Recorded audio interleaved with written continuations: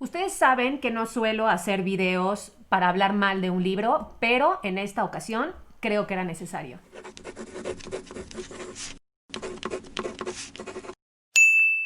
Hola libreros, ¿cómo están? Bienvenidos una vez más al canal. El día de hoy es para platicar con ustedes sobre mi última gran desilusión. Y cuando digo gran desilusión es porque de verdad creo, y siento horrible decirlo, que fue una pérdida de tiempo esta lectura. No porque el libro sea tan malo, sino porque mis expectativas eran muy altas. Los otros libros que he leído del autor realmente me han gustado mucho y este, de verdad, página 1 y yo ya estaba haciendo corajes y conforme fue avanzando la historia, más coraje. Terminé el libro y dije, ok, no hubiera pasado nada si yo no lo hubiera leído. El libro al que me estoy refiriendo, y ustedes ya lo vieron obviamente, es El enigma de la habitación 622 de Joel Dicker. Es un libro que está por Editorial Alfaguara, tiene 615 páginas y de verdad creo que hasta el momento es lo peor que ha escrito el autor. Recuerden, por favor, que mi opinión no necesariamente es la opinión de las demás personas y que a mí no me guste no significa que a ustedes tampoco vaya a gustarles. Me he encontrado con opiniones de todo tipo, gente que disfrutó mucho la lectura, gente que piensa igual que yo,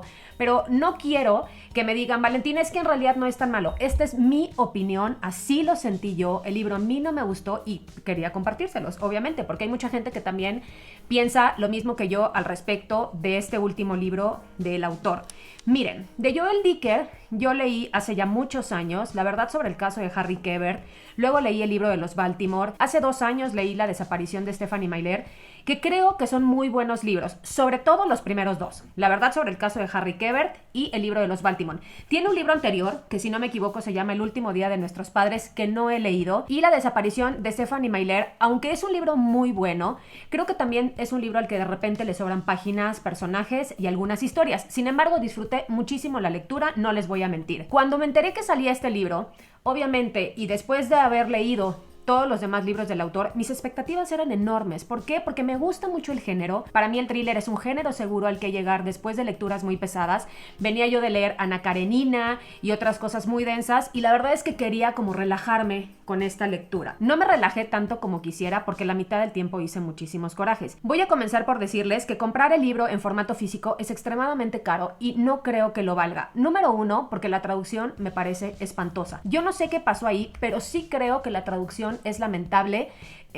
No solamente porque hay palabras que uno no utiliza en el día a día, es una traducción muy española y platicando con lectores españoles me decían que sí, de repente sí hay palabras que se usan mucho allá, otras personas me decían pues tampoco son palabras que usemos de manera frecuente. Creo que no pensaron en el momento de hacer la traducción en los lectores que estamos de este lado del charco y muchas expresiones no las entendemos, además de que tiene muchos errores, palabras sin sentido, frases que no están bien estructuradas, de las que se da cuenta uno desde el principio. Yo de repente estaba leyendo y decía, ¿cómo? ¿Seré yo la que no entiende?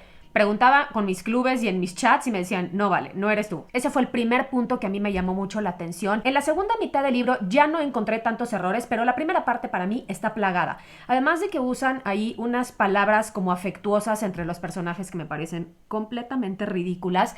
Y yo pensaba que así estaban en el idioma original, que es francés. Resultó que no, que se utilizan otras palabras. Entonces sí es un tema de la traducción. No les voy a decir cuál es, para que ustedes las disfruten o se infarten tanto como yo mientras hacen la lectura. Tengo que advertirles que este video va con todos los spoilers del mundo, si no, no me puedo explayar y me voy a quedar más frustrada de lo que ya estoy, aunque ya tuve la oportunidad de platicarlo con todos mis clubes de lectura y la mayoría llegamos como al mismo punto. Es un libro muy fácil de leer, sí. Después de estar leyendo libros tan pesados como Ana Karenina y clásicos, llegar a Joel Dick era como... no voy a pensar mucho, me voy a relajar, se lee muy rápido, ¿no? Sin embargo, fue la historia la que no logró engancharme. El libro está narrado en diferentes tiempos. Por un lado tenemos la historia de un escritor que se llama Joel, que vive en Ginebra, que se enamora, que está queriendo escribir un libro, y a la par también estamos leyendo la historia de unos banqueros protagonizadas por Maquer, Anastasia, Lev, que es en la que podríamos creer que se basa, ¿no?, todo el libro. Es donde se comete el asesinato, es esa parte que tenemos que descubrir. Son como estas dos historias en diferentes momentos que se supone que tendrían pues que complementarse la una a la otra.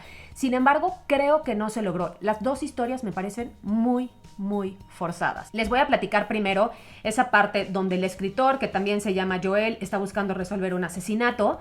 ¿no? Y se enfrasca en toda esta búsqueda de las pistas para llegar a esa otra historia. ¿Qué destaco de esta parte? Pues que tiene elementos muy autobiográficos y le está rindiendo un homenaje, o está queriendo rendirle un homenaje a Bernard, el que fue su editor, que fallece recientemente. En toda esta parte vamos a ir viendo esa relación que tenía Joel con el editor, la importancia de este hombre en su vida, cómo lo motiva, cómo lo impulsa, cómo él gestionó gran parte de su carrera literaria, que creo que es muy importante, aunque creo que llega un momento en que el tema de Bernard es un recurso del que se abusa.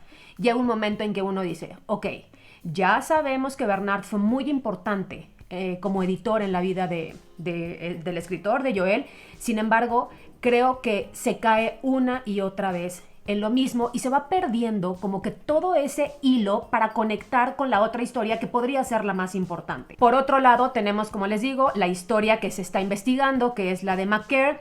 Aquí, ¿qué pasa? Que creo que el escritor se ensañó con sus personajes. En la primera parte de la historia, el tema thriller no aparece nunca. Sí hay un asesinato, sí sabemos que hay algo que investigar, sin embargo se enfoca mucho en los personajes que para mí son personajes que cayeron en lo ridículo. Uno de los personajes principales, que es McCare, es un personaje que parece tonto todo el tiempo, que a pesar de tener un puesto muy importante, ser un hombre de poder, queda como un tarado en la mayoría de las ocasiones porque no sabe tomar decisiones, porque todo mundo juega con él, porque todo mundo abusa de él y porque él mismo no asume esa figura de poder que representa. Entonces creo que Joel Dicker se ensañó, esa es la palabra, se ensañó en ridiculizar a esos personajes. Uno no logra identificarse con ninguno de ellos en ningún momento, es muy complicado. Por otro lado, también tenemos la historia de Anastasia, la esposa de McCare. Ella tiene una historia muy interesante, una mamá que todo el tiempo está intentando que sus hijas se casen con hombres de buena posición, que tengan dinero,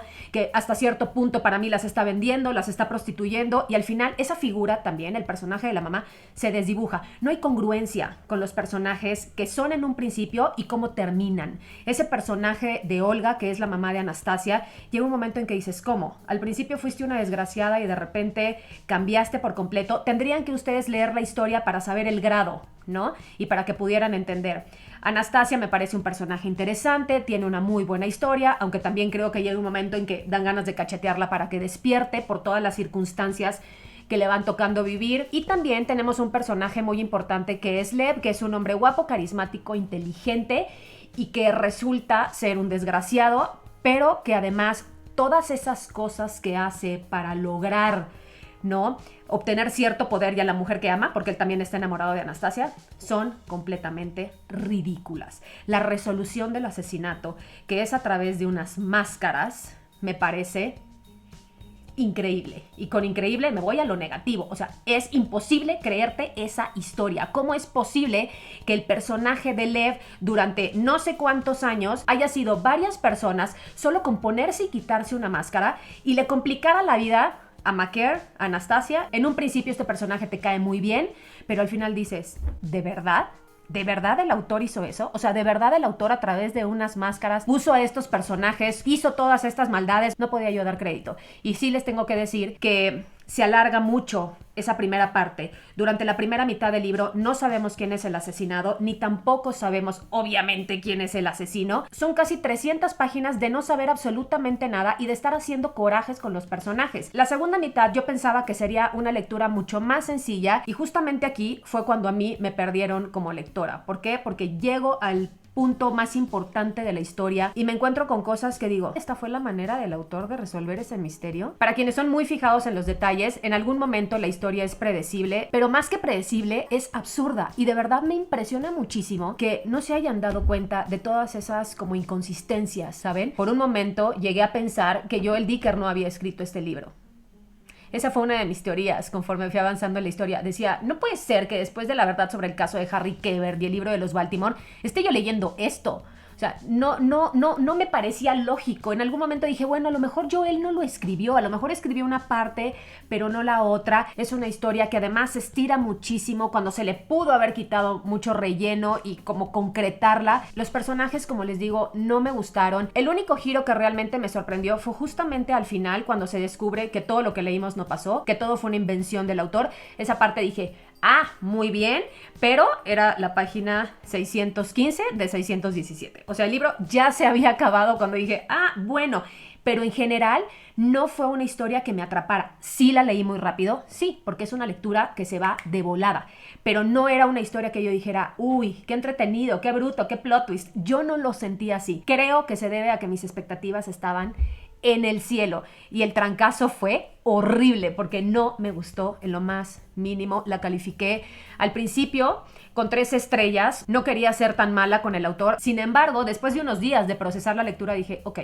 2 estrellas yo creo que sería más que suficiente. Para las personas que están leyendo a Dicker por primera vez, puede resultar una historia entretenida. Para mí, que he leído otras cosas, de plano no hay manera de componerla. Entonces, quería yo hacer este video, quería yo darles mis comentarios y aunque no suelo hacer videos de este tipo, todo mundo me está preguntando mi opinión. Y también, así como les doy opiniones muy buenas, regulares, quería que supieran lo que opinaba yo de El enigma de la habitación 622. Ahora sí, ya puedo descansar. Saben lo que me cuesta tirarle hate a un libro, pero creo que era necesario. Les mando un abrazo con mucho cariño, que tengan un día extraordinario. Si les gusta el video, porfa denle like, suscríbanse al canal, activen la campanita de notificaciones y nos vemos en un siguiente video. Les mando besos, que tengan lindo día. Bye.